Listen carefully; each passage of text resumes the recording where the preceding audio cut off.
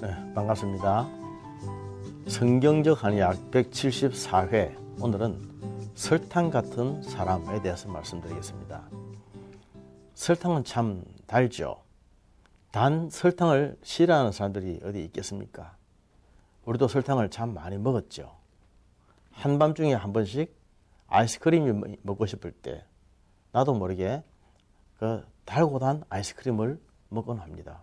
그러면서 참 정말 단맛은 사람을 끄는 매력이 있구나 하는 생각을 참 많이 합니다. 오늘은 설탕 같은 사람에 대해서 말씀드리도록 하겠습니다.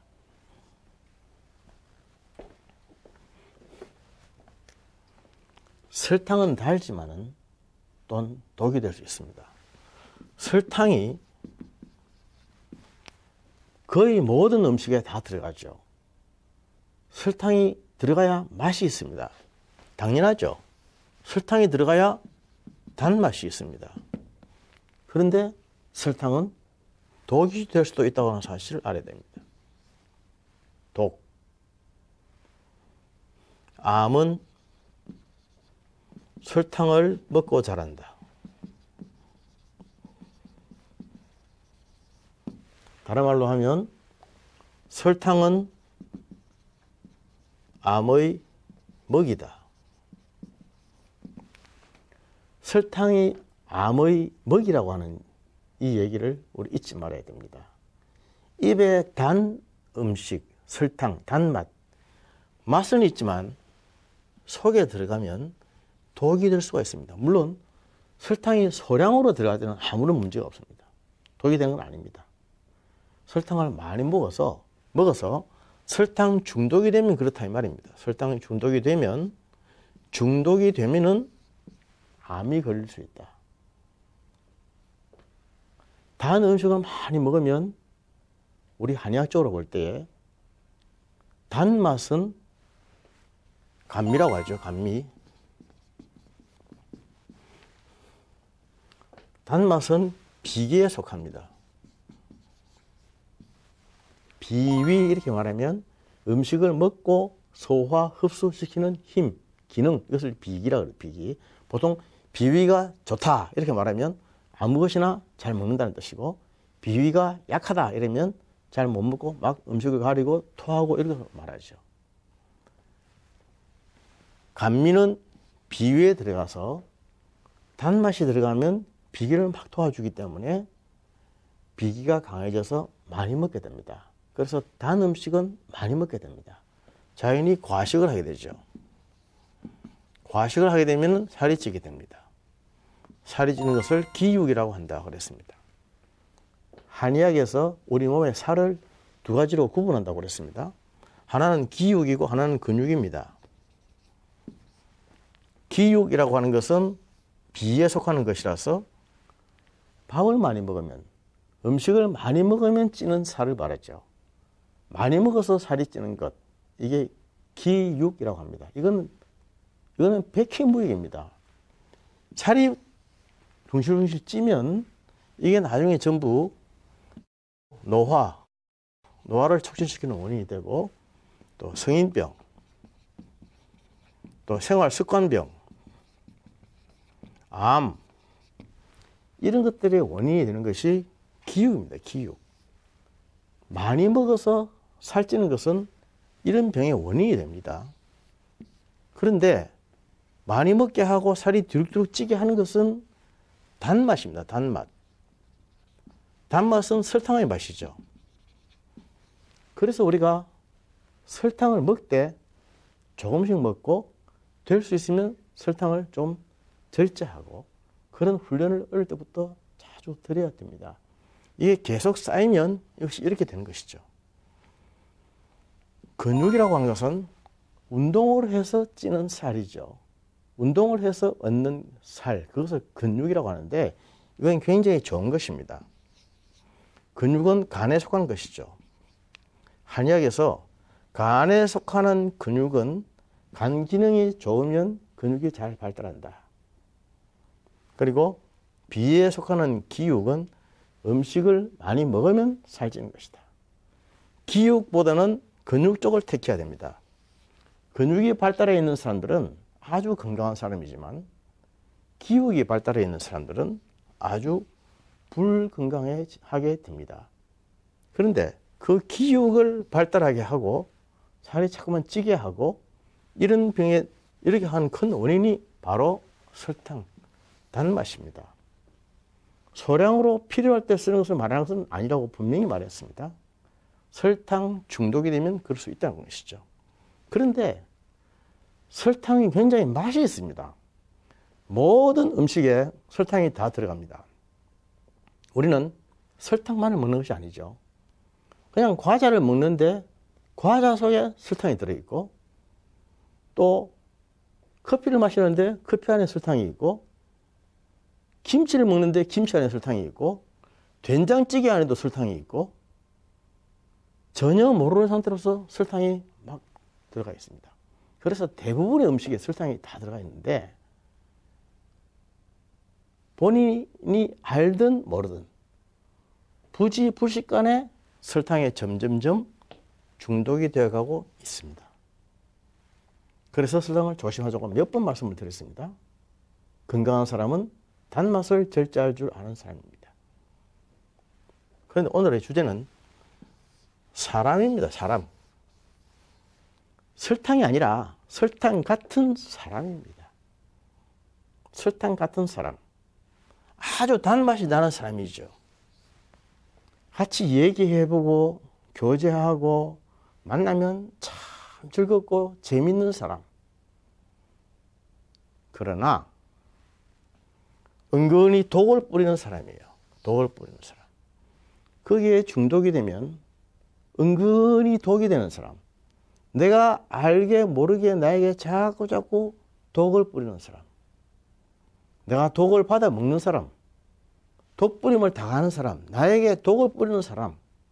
그러나 겉보기에는 참 재미있고 즐겁고 유쾌하고 상쾌하고 기분 좋은 설탕 같은, 그래서 스펀지 같은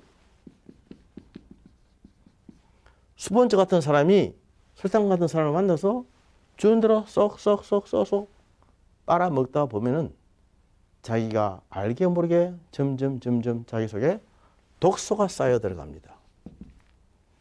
독소가 쌓여 들어가서 나중에 이것이 엄청난 질병으로 변할 수 있다고 하는 사실입니다. 어떤 독소입니까? 사람이 만나서 얘기를 하면 그 얘기가 어느 정도의 얘기인가, 어느 정도 건강한 얘기고 유익한 얘기인가 하는 것을 잴 수 있는 척도가 있습니다. 그 얘기의 대상이 첫째, 사람이면 제일 최악의 이야기입니다. 항상 사람을 만나면 사람에 대해서 얘기할 때는 그 자리에 없는 사람에 대해서 얘기하면서 남의 결점, 단점, 실수, 잘못, 허물 이것만 말하게 되어 있습니다. 그 자리에 없는 사람의 장점과 좋은 점을 칭송하면서 말하는 사람은 없습니다. 그 정도 받으려면 하나님처럼 돼야 됩니다. 그러나 그 자리에 없는 사람에 대해서 얘기할 때는 항상 내려가고 뒤통수 치는 이야기하고 비난하고 비판하고 욕하고 그런 말들 하는데 그게 참 재미가 있습니다. 남의 욕을 할 때, 사람을 씹을 때, 안주감으로 씹을 때 얼마나 재미가 납니까? 짜릿짜릿한 재미가 나지 않습니까? 통째하고 시원하죠. 그게 바로 단맛입니다. 설탕의 단맛입니다. 단맛. 이러한 단맛을 누리면서 한없이 밤새는 줄 모르고 계속 얘기를 할 수가 있습니다. 누구든지 그렇습니다. 누구 이 얘기의 대상자가 되면은 밤새도록 씹혀도 더 씹힐 게 있습니다. 그러나 그것은 제일 최악의 대화입니다. 두 번째 대화는 일에 대해서 얘기하는 것이죠. 만나기만 하면 일에 대해서 얘기하는 것. 업무만 얘기하는 건 참 재미없습니다. 딱딱하고 몸이 건조하고 내가 일을 위한 무슨 도구냐. 일을 하기 위해서 사람을 만난다고 하는 것은 사람이 이용당하는 것 같은 그런 기분이 듭니다. 기분이 나빠집니다. 참 재미없는 사람들입니다. 세 번째, 하나님에 대해서 얘기하는 것. 하나님을 나누고 내가 만난 하나님을 나누고 하나님의 성품, 하나님의 인품, 하나님의 본성에 대해서 같이 나누고 말씀으로 교제하는 쉐어링하는 이러한 대화가 되면은 그 대화는 최고의 대화, 하이에스트 그레이드의 대화가 되는 것입니다. 이것은 로우에스트 그레이드, 미들 그레이드, 하이에스트 그레이드. 하나님을 얘기하고 하나님을 논하면 그러한 대화는 밤새도록 해도 풍성해집니다.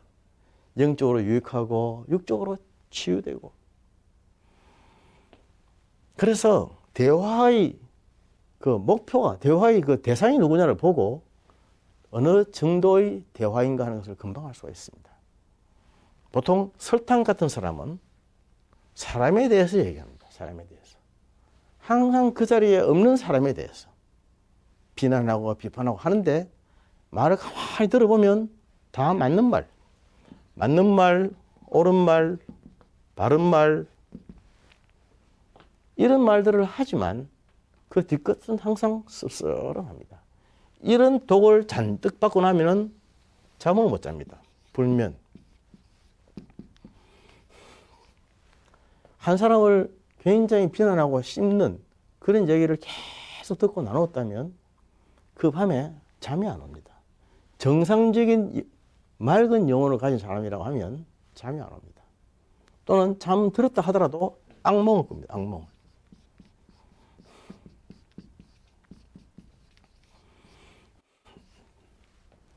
악몽을 꾸면서 밤새도록 시달립니다.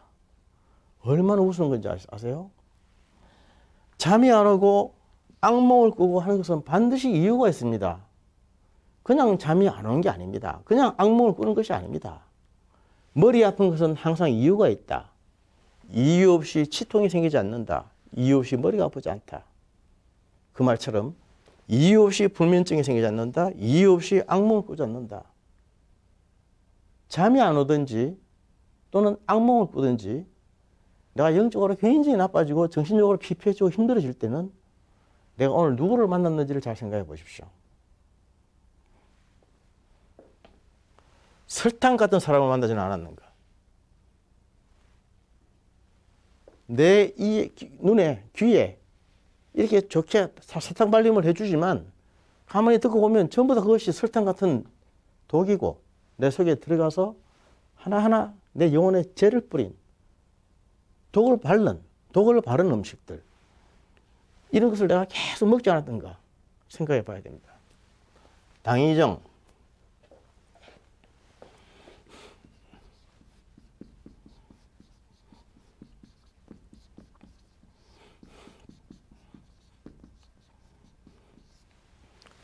당위정이라고 하는 용어가 있죠.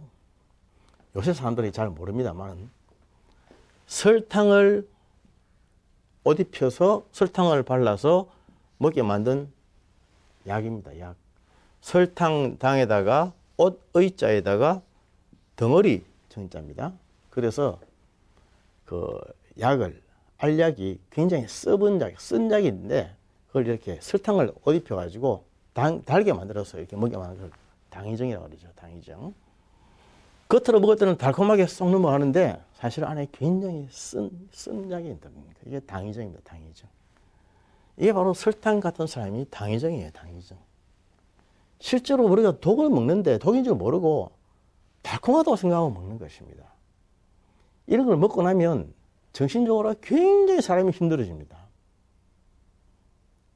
임상에서 환자들을 보면서 잠을 잘 못 잔다. 이상하게 악몽을 많이 꾼다.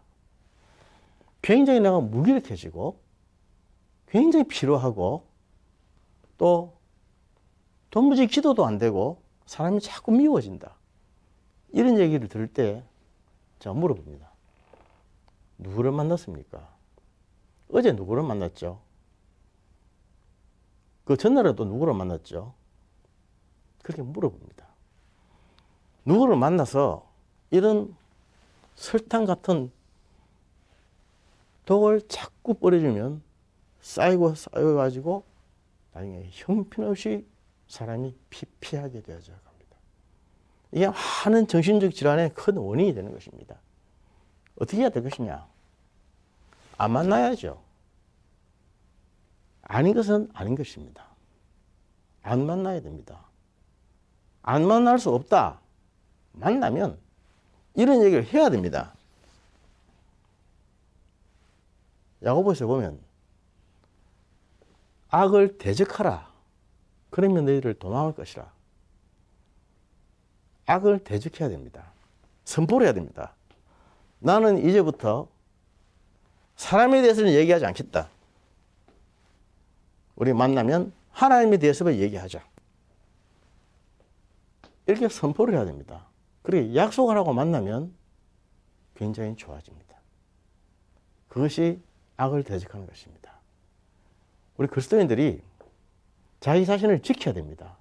영적으로 지켜서 건강하게 되어야 되는데 영혼이 건강하지 않고 영혼이 아주 독이 많이 뿌려져 있으면 육체가 시름시름 병을 하게 됩니다. 그래서 이러한 증상들이 자꾸만 생기게 되는 것입니다. 그런데 설탕의 단맛이 좋아서 계속 듣고 만나고 계속 씹고 이야기하다 보면은 기운이 빠집니다. 이것을 탈기라고 합니다.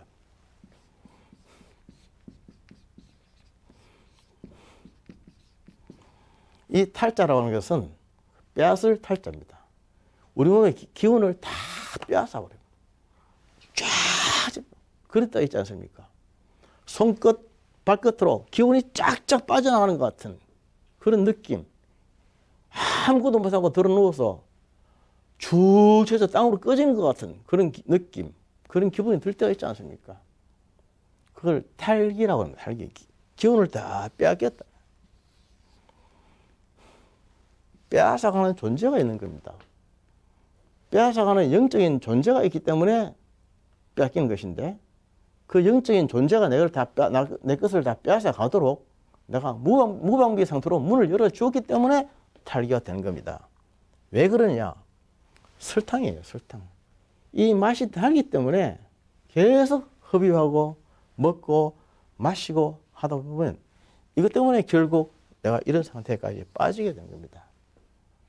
탈기한 상태에서 드는 증상은 각종 정신적인 장애 증상이라고 생각이 드는 거죠. 사람에 대해서 굉장히 미워하고 증오하는 마음들, 분노를 풀지 않는 마음들, 용서하지 못하는 마음들, 그리고 히스테리 발작, 노이로제, 또 강박증. 강박증은 계속 똑같은 생각이 드는 거 아닙니까? 강박증은 강박 행동이 있고 강박 사고가 있는데 강박 사고는 똑같은 생각이 자꾸 드는 것이고 강박 행동은 똑같은 행동을 자꾸만 내가 하게 되는 것입니다. 본인이 하고 싶지 않아도 자꾸 하게 되는 것을 강박이라고 해요. obsession이라고 합니다. 그리고 탈기가 되면 우울해집니다. 우울증이 현대인들에게 참 많이 있는데 자세히 보면은 우울증 역시 이유 없는 우울증은 없습니다. 보통 부인들이 자기 자신이 그냥 나는 산후 우울증을 많이 앓았습니다. 이렇게 말하는 사람들이 참 많이 있는데 출산 후에 아기를 낳았기 때문에 오는 우울증이 물론 있습니다만은 그것만이 아니거든요. 아기를 낳는 일밖에 없습니까? 결혼 생활을 하면서 남편과의 관계, 시어른들과의 관계, 돈 문제, 자식들 문제, 여러 문제가 겹쳐져 가지고 우울증이 생긴 거죠. 이유를 다 생략하고 그냥 산후 우울증 이렇게 말해버렸는데 사실 그게 아닙니다.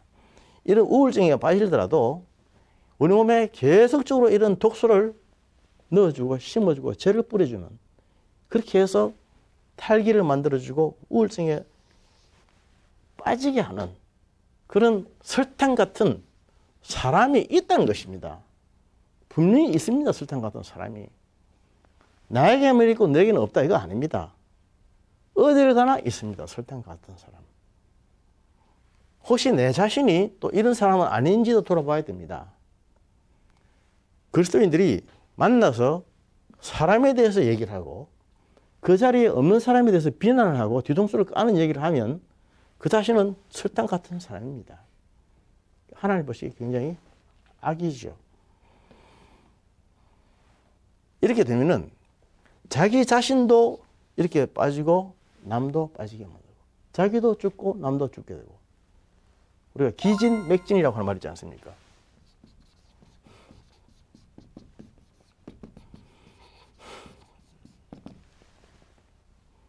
이게 한의학적인 용어입니다.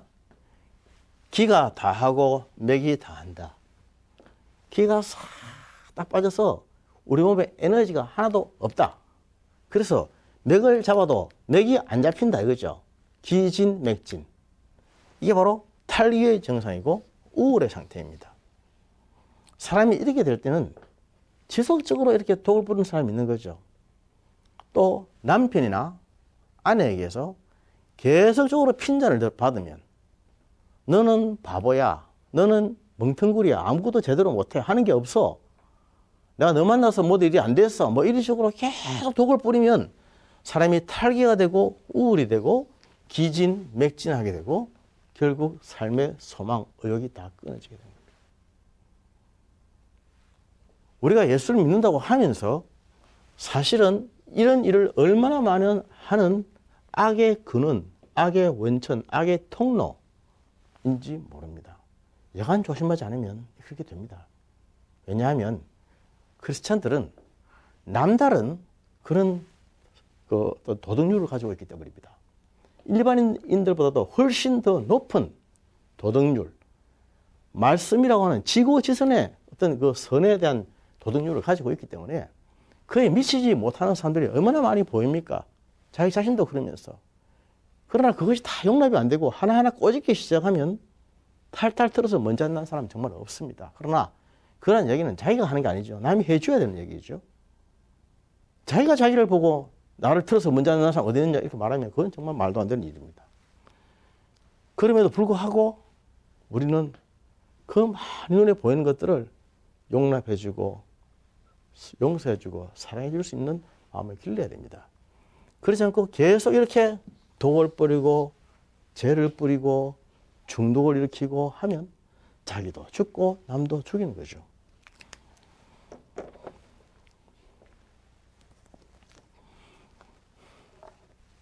하루를 열 때마다 저는 하나님께 만남을 위한 기도를 매일 합니다. 하나님을 사랑하는 신실한 사람들과의 아름다운 만남이 있게 해달라고. 예수님께서 말씀하셨을 때에 알곡과 가라지의 비유를 말씀하시면서 알곡이 있는 밭에 마귀가 와서 가라지를 덧뿌렸구나. 가라지는 알곡의 알을 빼먹는 것입니다. 그래서 알곡으로 하여금 쭉쟁이가 되게 만드는 것이 가라지의 역할입니다.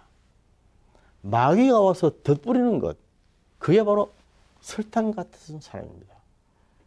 우리 스폰지 같은 순진한 그리스도인들이 다가와서 옆에 가라지를 심어줌으로 가라지가 알곡의 알을 쫙 빼먹고 결국 알곡으로 하여금 쭉정이로 만들어버리는 것이 마귀의 고전적인 전략이란 말입니다.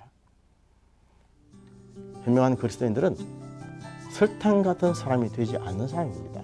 그리고 설탕 같은 사람을 경계할 줄 아는 사람이죠. 이 시간 한번 조용히 자신을 돌아보십시다. 나는 어떤 사람인가? 나는 어떤 사람을 만나고 있는가? 어떤 대화를 하고 있는가? 우리의 대화가 달라지고 우리의 인격이 달라지면 영혼이 건강해지고 육체가 튼튼해지고 우리를 통해서 생명 살리는 역사가 한없이 일어날 것입니다. 그런 그리스도인들 되시기를 주님의 이름으로 축복합니다. 감사합니다.